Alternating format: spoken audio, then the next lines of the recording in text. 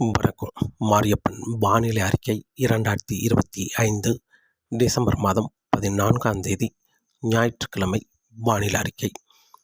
வானிலை அமைப்பு: இலங்கைக்கு தெற்கு பகுதி குமரிக்கடல் வரை ஒரு நீண்ட சுழற்சியாக செயலிழந்த சுழற்சியாக வளிமண்டல சுழற்சி நிலை கொண்டது. இந்த நிகழ்வு சற்று மாலத்தீவுக்கு தெற்கு பகுதி வரை முன்னேறி சென்று மீண்டும் படிப்படியாக இந்த நிகழ்வு முற்றிலுமாக செயல் இழக்க வாய்ப்புள்ளது.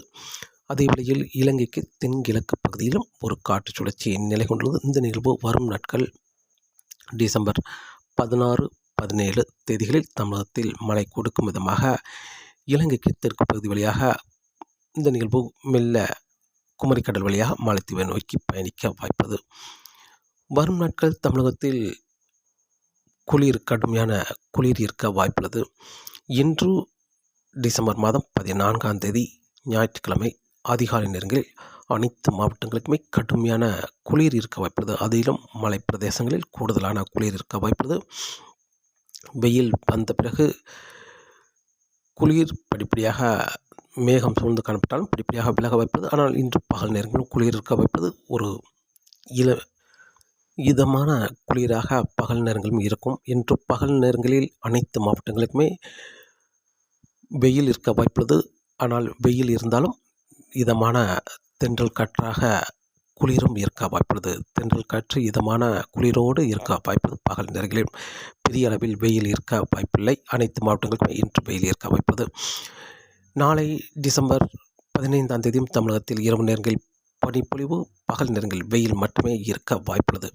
டிசம்பர் 16ஆம் தேதியை பொறுத்தவரை இப்போது இலங்கைக்கு தென்கிழக்கு பகுதியில் நிலை கொண்டிருக்கும் நிகழ்வு சற்று இலங்கைக்கு தெற்கு புறமாக வந்து கிழக்கு காற்றின் வருகையின் காரணமாக தமிழகத்தில் மழைப்பொழிவு கிடைக்க வாய்ப்பது. டிசம்பர் 16ஆம் தேதி அதிகாலை நேரங்களில் நாகப்பட்டினம் தொடங்கி சென்னை வரை உள்ள கடல் ஓரங்களில் மழை கொடுக்க வாய்ப்புள்ளது. அதிகாலை நேரங்கள் பெரும்பாலும் நாகப்பட்டினம், மயிலாடுதுறை, சீர்காழி, வேளாங்கண்ணி இந்த இடங்கள், மேலும் புதுச்சேரி, கடலூர், மேலும் சென்னை, செங்கல்பட்டு, விழுப்புரம், மதுராந்தகம் இந்த கடல் ஓரங்களில் முதலில் மழை கிடைக்க வாய்ப்புள்ளது. காலை 11 மணிக்கு பிறகு அதனுடைய உள் மாவட்டங்களுக்கு மழை கிடைக்கும். பெரும்பாலும் வேலூர், காஞ்சிபுரம், கள்ளக்குறிச்சி, ராணிப்பேட்டை, திருவண்ணாமலை, கும்பகோணம், நெய்வேலி இந்த இடங்களுக்கெல்லாம் மழை கிடைக்க வாய்ப்புள்ளது. அதே வேளையில் திருச்சி, அரியலூர், பெரம்பலூர் இந்த இடங்களுக்கெல்லாம் மழை கிடைக்க வாய்ப்புள்ளது மதிய நேரங்களில். அதே வேளையில் மாலை நேரங்களில் கர்நாடக எல்லையோர மாவட்டங்களுக்கு மழை கிடைக்க வாய்ப்பது அங்கங்கே. இரவு நேரங்களில் தென் மாவட்டங்களுக்கு ஆங்கங்கே மழை கிடைக்கும். அதே வேளையில் கோயம்புத்தூர் சுற்றியுள்ள மாவட்டங்களுக்கும் அங்கங்கே மழை கிடைக்க வாய்ப்பது இரவு நேரங்களில். நள்ளிரவு நேரங்களில் தென் மாவட்டங்களுக்கு மழை சற்று தீவிரமடையும். அங்கங்கே கனமழை, ஒரு இரு இடங்களில் மிக கனமழையும் எதிர்பார்க்கலாம். பெரும்பாலும் திருநெல்வேலி, தூத்துக்குடி, கன்னியாகுமரி இந்த இடங்களில் ஓரிரு இடங்களில் மிக கனமழையும் எதிர்பார்க்கலாம். அதே வேளையில் தென்காசி, விருதுநகர், ராமநாதபுரம், தேனி இந்த இடங்களில் ஒரு சில இடங்களில் கனமழையும் கிடைக்கும் என்றும் எதிர்பார்க்கப்படுகிறது மதுரை சுற்றுவட்டாரங்கள். மேலும் டெல்டா மாவட்டங்களுக்கும் ஒரு இடங்களில் கனமழையாக கிடைக்க வாய்ப்பது. மேலும் கர்நாடக எல்லோர மாவட்டங்கள், கோயம்புத்தூர் சுற்றியுள்ள மாவட்டங்களுக்கெல்லாம் அதிகபட்சம் மிதமான மழை, மிதமான முதல் சற்று கனமழை வரை மட்டுமே கிடைக்க வாய்ப்புள்ளது டிசம்பர் 16ஆம் தேதி இரவு நேரங்களில். அதேவேளை டிசம்பர் 17ஆம் தேதியும் அதிகாலை நேரங்கள் கடலோரங்கள் வெயில் வந்த பிறகு படிப்படியாக அனைத்து மாவட்டங்களுக்கும் மழை கிடைக்கும். விட்டு மழை இருக்கும். ஒரு சில இடங்களில் கனமழையாகவும் கிடைக்க வாய்ப்பது. டெல்டா மாவட்டங்கள், மத்திய மாவட்டங்கள், தென் மாவட்டங்களுக்கு ஒரு சில இடங்களில் கனமழையாக கிடைக்க வாய்ப்பது. ஆனால் கோயம்புத்தூர் சுற்றியுள்ள மாவட்டங்கள், மேலும் கர்நாடக எல்லோர் மாவட்டங்களுக்கு உங்கள் பயிர்களுக்கு உயிர் கொடுக்கும் மழையாகத்தான் இருக்குமே தவிர பாதிக்கும் மழை கொடுக்க வாய்ப்பில்லை. மழை சற்று குறைவாகவே இருக்க வாய்ப்பது. டெல்டா மாவட்டங்கள், மத்திய மாவட்டங்கள், தென் மாவட்டங்களுக்கும் சற்று கூடுதலான மழைப்பொழிவாக இருக்கும் என்றும் எதிர்பார்க்கப்படுகிறது. டிசம்பர் 17ஆம் தேதி தமிழகத்தில் அனைத்து மாவட்டங்களுக்கும் மழை கிடைக்க வாய்ப்பது. சென்னைக்கும் பரவலான மழைப்பொழிவாக கிடைத்தாலும் டிசம்பர் 18ஆம் தேதி அதிகாலை நேரங்களில் டெல்டா மாவட்டங்கள், தென் மாவட்டங்களுக்கு மட்டுமே மழை கிடைக்கும். காலை 10 மணிக்கு பிறகு படிப்படியாக முற்றிலுமாக மழை விலகும் என்றும் எதிர்பார்க்கப்படுகிறது. மீண்டும் டிசம்பர் 18ஆம் தேதி இரவு நேரங்களில் குளிர், டிசம்பர் 19ஆம் தேதி காலை நேரங்களில் வெயில், இப்படி மீண்டும் வானிலை மாறிவிடும். டிசம்பர் 20, 21, 22 தேதிகளில் தமிழகத்தில் பகல் நேரங்களில் வெயிலும், இரவு நேரங்களில் குளிர் மட்டுமே இருக்க வாய்ப்புள்ளது. அதே வேளையில் இப்போது குஜராத் நிலப்பரப்பில் நிலை கொண்டிருக்கும் உயரழுத்தம், வளிமண்டலத்தில் நிலை கொண்டிருக்கும் உயரழுத்தம் கிழக்கே முன்னேறி வந்து வரும் நாட்கள் ஆந்திராவில் வளிமண்டலத்தில் உயர் அழுத்தம் நிலை கொண்டிருக்கும் என்பதால் மேலும் குளிர் அதிகரிக்கும் என்றும் எதிர்பார்க்கப்படுகிறது.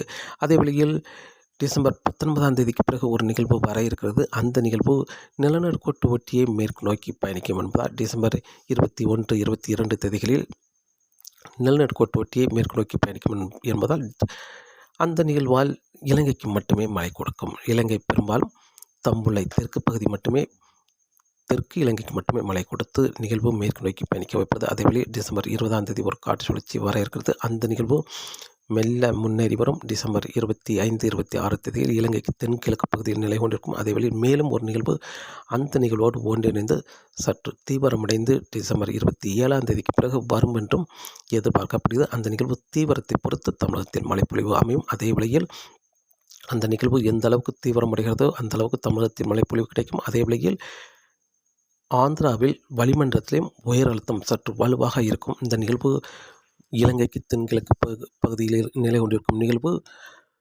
உயர் அழுத்தத்தை வடக்கே தள்ளி முன்னேறி வருமா அல்லது நிகழ்வு இலங்கை தரை மீது ஏறியோ அல்லது இலங்கை ஒட்டியே மேற்கு நோக்கி பயணிக்குமா என்பது வரக்கூடிய நாட்களில் பார்க்கலாம். நிகழ்வு தீவிரத்தை பொறுத்து தமிழகத்தில் டிசம்பர் 26ஆம் தேதிக்கு பிறகு மழைப்பொழிவு அமையும் என்றும் எதிர்பார்க்கப்படுகிறது. காற்றின் வேகத்தை பொறுத்தவரை காற்றின் வேகம் வரக்கூடிய நாட்களில் தென்மேற்கு வங்கக்கடல் மேலும் மன்னார் வளைகுடா குமரிக்கடல் காற்றின் வேகம் சற்று அதிகரித்து காணப்படும். மீனவர்களுக்கு மீன்பிடிக்க சற்று சவாலாக இருக்க வாய்ப்புள்ளது. அதிகபட்சம் 35 முதல் 45 கிலோமீட்டர் வரை காற்றின் வேகம் இருக்க வாய்ப்புள்ளது தென்மேற்கு வங்கக்கடலை பொறுத்தவரை. ஆனால் இடையிடையே 55 கிலோமீட்டர் வரை காற்றின் வேகம் இருக்க வாய்ப்புள்ளது. அதே வேளையில் மன்னார் வளைகுடா குமரிக்கடலை பொறுத்தவரை 40 முதல் 50 கிலோமீட்டராகும். இடையிடையே 60 கிலோமீட்டர் வரை காற்றின் வேகம் இருக்கும் என்றும் எதிர்பார்க்கப்படுகிறது. வரும் நாட்கள் தொடர்ந்து காற்றின் வேகம் தென்மேற்கு வங்கக்கடல் குமரிக்கடல் மன்னார் வளைகுடா காற்றின் வேகம் அதிகரித்தே காணப்படும். தொடர்ந்து வானிலை அறிக்கையோடு இணைந்திருங்கள். மீண்டும் சந்திப்போம். நன்றி, வணக்கம்.